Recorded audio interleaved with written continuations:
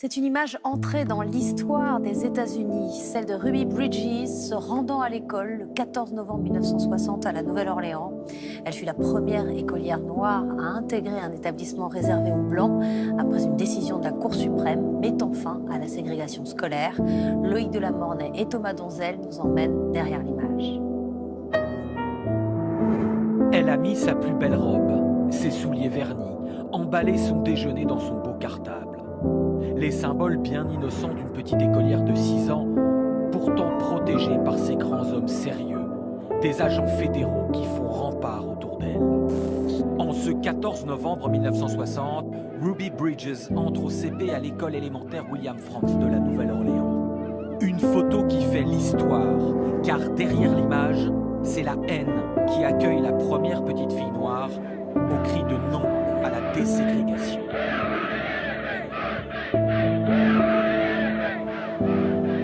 On m'a appelé l'enfant icône des droits civiques. Je dis souvent que ce qui m'a protégée, c'était l'innocence de l'enfance. De ne pas vraiment comprendre que toute cette haine était dirigée contre moi. Moi, je dis aux parents, retirez vos enfants de cette école.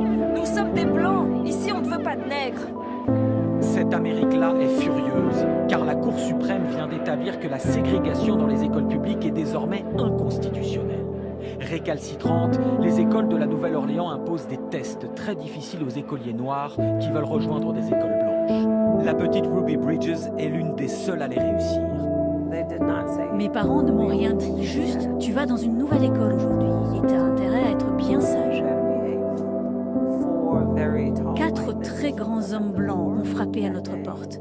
Je les ai entendus dire à ma mère « Nous sommes des US Marshals. Nous avons été envoyés par le président des États-Unis pour vous escorter à l'école avec votre fille. » Rétrospectivement, Ruby Bridges mesure le courage qu'il a fallu à ses parents ce jour-là. Dans ce sud hautement raciste, l'envoyer dans une école blanche lui faisait courir un grand risque, malgré la présence des agents fédéraux. Ils nous ont expliqué, on va sortir de la voiture, on va faire bouclier autour de vous. Vous allez marcher tout droit sans vous retourner. La foule avait amené un mini-cercueil avec une poupée noire dedans. C'est ce qui m'a le plus effrayé. Ils criaient « On va t'empoisonner, on va te pendre ». Et j'ai cru que c'était Mardi Gras, car chaque année à la Nouvelle-Orléans, il y a une parade avec des gens qui crient et qui agitent les mains. La petite fille est escortée jusqu'à Barbara Henry. C'est la seule qui a accepté d'être sa professeure.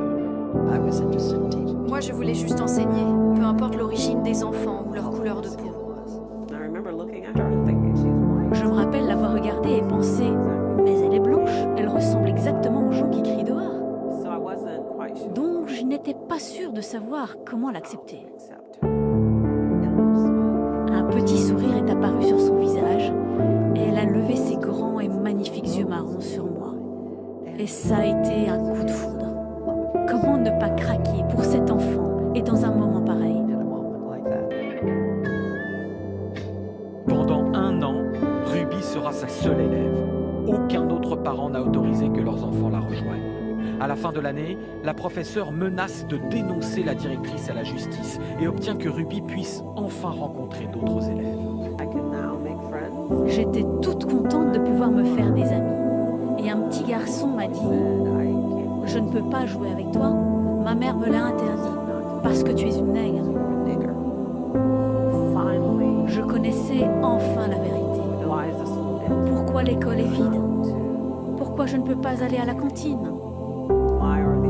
Pourquoi il y a ces hommes qui surveillent la porte de la classe? Pourquoi je ne peux pas jouer dans la cour? Il avait répondu à toutes ces questions. Parce que tu es une nègre. Heureusement, la haine finira par s'estomper un peu les années suivantes. Des décennies plus tard, Ruby Bridges deviendra agente de voyage et retrouvera l'un des agents fédéraux qui l'avait protégée. Elle a fait tout ce qu'on lui demandait. Elle était très bien élevée. Et on pouvait sentir qu'elle avait une sacrée force de caractère. En 2011, elle est invitée à la Maison-Blanche par Barack Obama, qui a fait accrocher ce célèbre tableau de Norman Rockwell, inspiré de son histoire, président aura ces mots, si je suis là aujourd'hui, c'est grâce à vous.